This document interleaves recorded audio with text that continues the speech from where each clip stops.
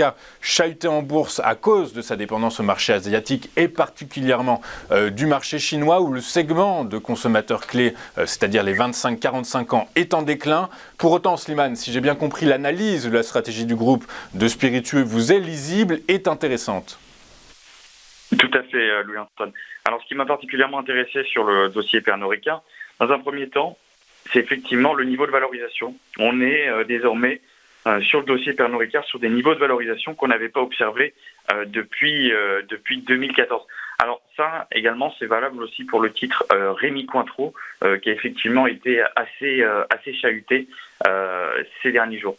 Donc, ça, effectivement, ça survient dans un contexte qui est assez particulier, puisqu'effectivement, on a eu une décroissance aux États-Unis. Alors ça s'explique en réalité par les pressions inflationnistes qui sont assez élevées.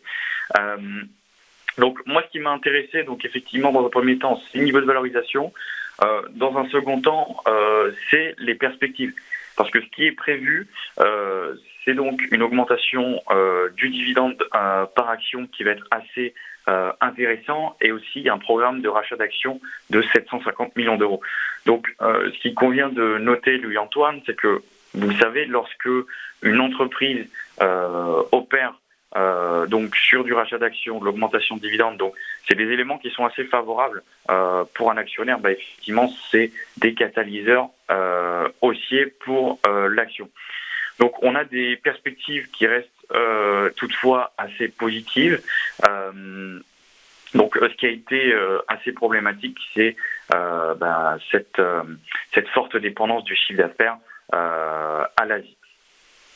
Non, alors il y a un broker la semaine dernière qui a publié une note sur Pernod Ricard qui a abaissé son objectif de cours de 241 à 168 euros. Est-ce que malgré votre optimisme, vous pensez que voilà, ce sont des objectifs qui pourraient être atteints ou vous voyez plutôt l'inverse du coup?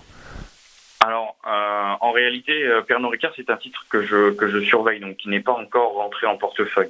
Donc, pour le moment, on est juste en train de surveiller le dossier. Donc là, pour le moment, même sur le plan technique, on est sur un couteau qui tombe, hein, comme on peut l'appeler dans le jargon.